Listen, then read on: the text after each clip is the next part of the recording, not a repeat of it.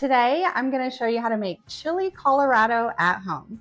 Now, if you're not familiar with Chile Colorado, what it is, it's kind of a Mexican style stew. It's made with an amazing homemade red chili sauce, and the beef is so tender and so delicious. This is one of those recipes that makes your whole house smell amazing, and you're going to love how simple it is to make at home.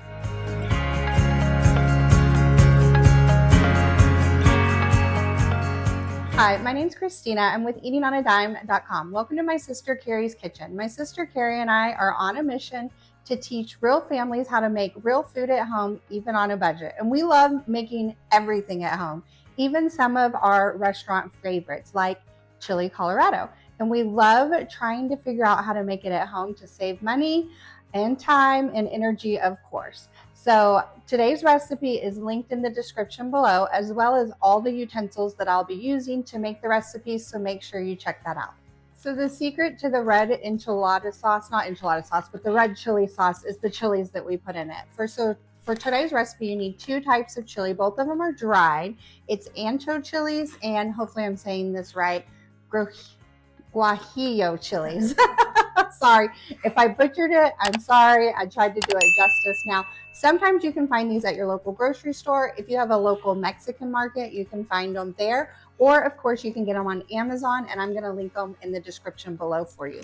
But these two chilies are what you need to make the best red chili sauce to make Chile Colorado at home. So first, we're going to make the red chili sauce. So you want a large pot or a Dutch oven. I'm going to use this Dutch oven today. It works great. I'm going to cook the whole thing in here, so we hopefully just can dirty up one pan. Start with one yellow onion, and we're going to just quarter it because it's going to simmer in this pot, and we're just really wanting the flavors, so we don't have to worry about dicing it. I just like to cut off the ends and then peel that excess layer. I'm going to throw these into the sink over here. Slice it in half, and then each half again to quarter the onion. We're gonna just throw that right into the Dutch oven. Next, we're gonna get the chilies ready. So you need 6 of the Guajillo Chiles. Guajillo, sorry, I know my accent's horrible. 6 of those and 4 of the ancho ones. But you want the seeds removed and the stems cut off. On these, I just kind of find you can feel the stems under there below the seeds, and I cut that off. Here, I got a bowl so I could show you guys, sorry. And then if you just kind of open them up and do a little shake out, most of the seeds will just come out.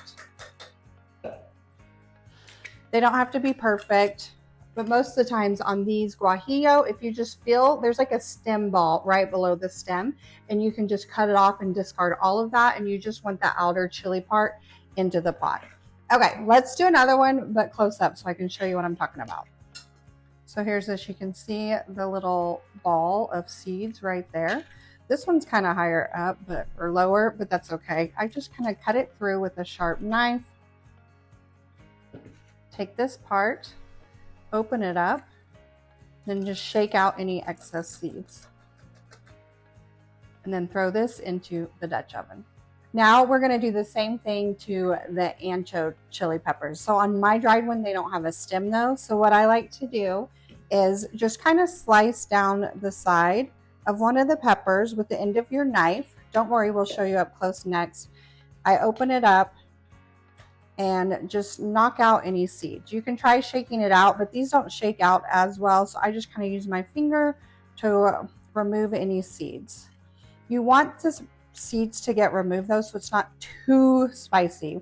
This chili is already going to have a little bit of heat, but removing the seeds really helps control that. So here's the chili, and I just kind of run it through with the point only, because you're just really wanting to slice that top layer of the chili, and you're going to open it up just like a little present. You can see all those seeds right in there. So this one's looser, so we should be able to shake them out into our bowl and get them removed.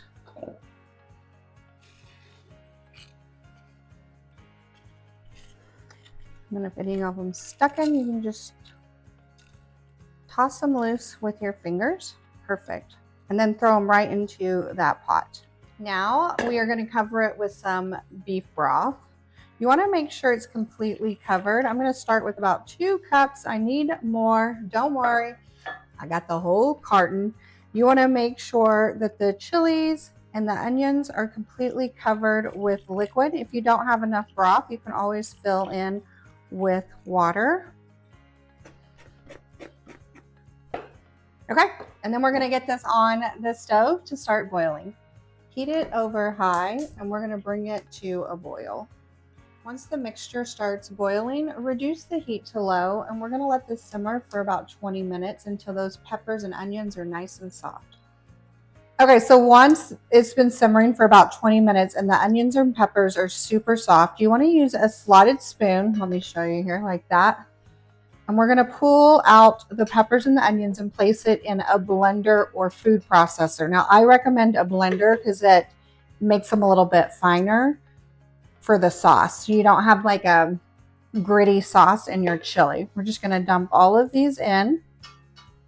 Now, I'm using Carrie's old blender. This is a Vitamix. She's had it for well over 20 years, I know, and it's still going strong. But you can use any blender that you like. It doesn't have to be a fancy one. But if you are going to invest in one, I highly recommend these Vitamixes. They do last forever and the quality is really good. But it is a higher price point, so I get it. Okay, so we're going to get all these peppers and onions out.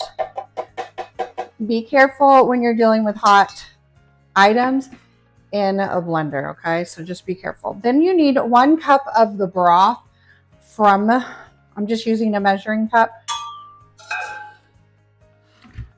from boiling the peppers and onions, and just dump it right in. So that was about 2/3.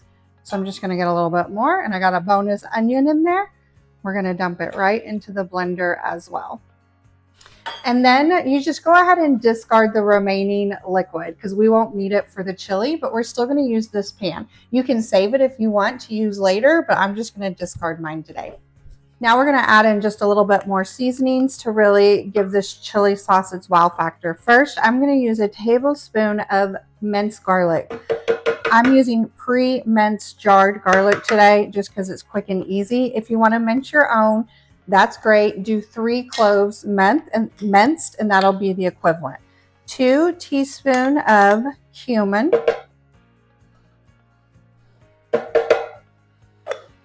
2 teaspoons of dried oregano.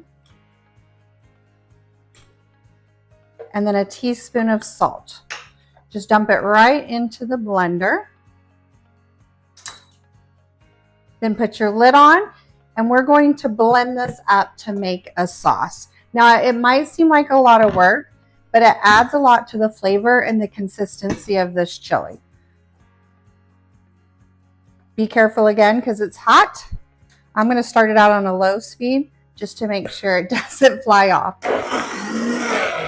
So I want you to see the consistency. It's kind of like a thick paste, but you can see there's no chunks of the peppers or the onions. And we're going to use this in our chili. Now it's time to get this chili going. For today's recipe, you will need 2 pounds stew meat. Now you can dice up your own roast if you prefer, or you can use stew meat. So lately my stew meat pieces have been kind of big just because you want this beef nice and tender. I like to go through and look at it and dice any bigger pieces into smaller pieces, just so it'll get nice and tender when cooked in the stock pot. Like this piece here, he's real big, so I'm going to cut him down.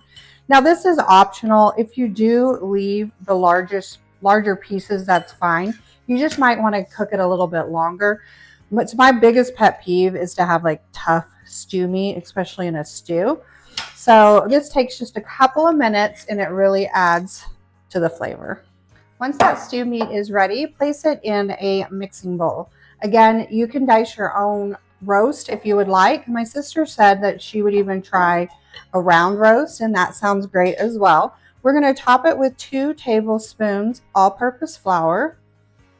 Also, I've seen some recipes where they use pork instead of beef. I haven't tried that, but that sounds good. Or even like half and half would be really good as well. Like half pork, half beef. Make it your own. That's what's great. The red chili sauce adds so much flavor that you can really be forgiving on the beef. All right, then we're going to season with 1 teaspoon of salt and a 1/2 teaspoon of black pepper. And you just want to stir with my handy spatula slash spoon I'm using today until it's pretty well coated with the seasoning and the flour. As you can see, we kind of got that flour all over the beef on the outside and the seasonings as well. All right, we're going to get this over to the stovetop to start cooking. So I'm using the same Dutch oven. I just drained the liquid off, but it's fine to not clean it out because it's going to have all the flavors in there. Turn it up on high heat. We're going to brown this beef. Now I'm going to brown it in batches just based on the size of my pan and how much beef I have. So add in a little bit of olive oil, about a tablespoon will work. And we're going to let that heat up over high heat. Once that oil is nice and hot, we're going to add in about half of this beef to start getting it browned. You want it browned on both sides. I try to get it into a single layer if possible at the bottom. And then you just want to let it set to get that good coloring on it. So I'm just going to spread this out into the oil. You can kind of watch it and add more oil if it's sticking. All right, there we go. Okay, we got it in a good single layer. So now I'm going to let it set for a few minutes to get a nice good brown sear on it. Once it starts to get nice and browned, go ahead and toss it and try to get that other side browned as well. And again, get it in a thin layer and just let it set to get a nice sear coloring on it because it adds a lot to the flavor. Once it's browned, go ahead and remove the meat from the pan just to a separate plate. You know what I mean. Just get it out of there.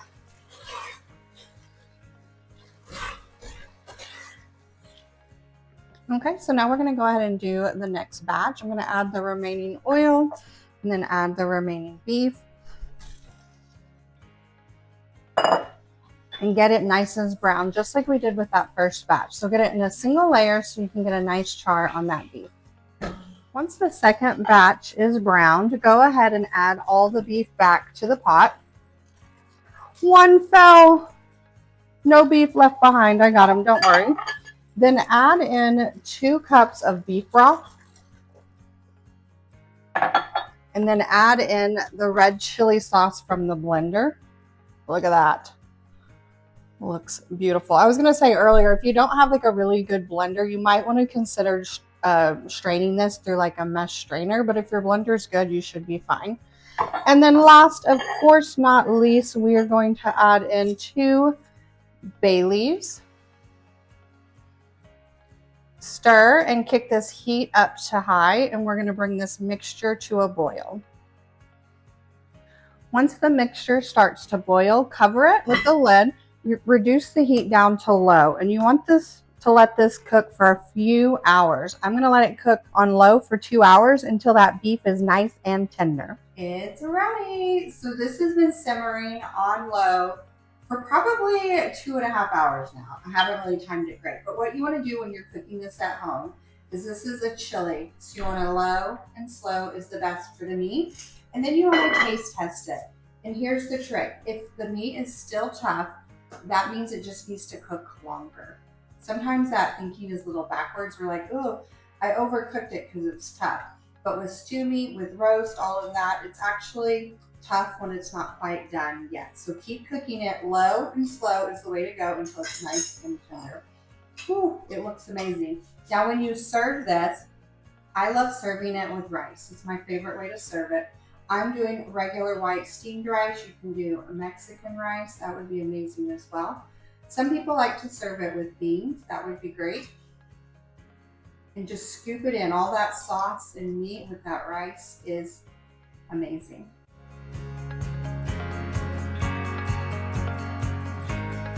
All right, it's time for my favorite part, the taste test. You can see that red chili sauce. Ooh, it adds so much flavor. Okay, I like to get a little rice, a little meat, and a little sauce.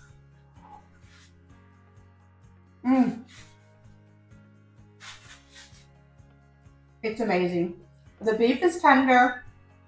The sauce is packed with flavor. I cannot wait for you guys to try this one.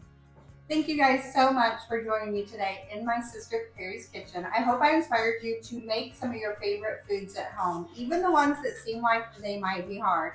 You can do it. I know you can. Once you try our new Chile Colorado recipe, I hope you let us know what you think about it in a comment below, either on this video or go to our website, eatingonadime.com, and leave it on the recipe itself.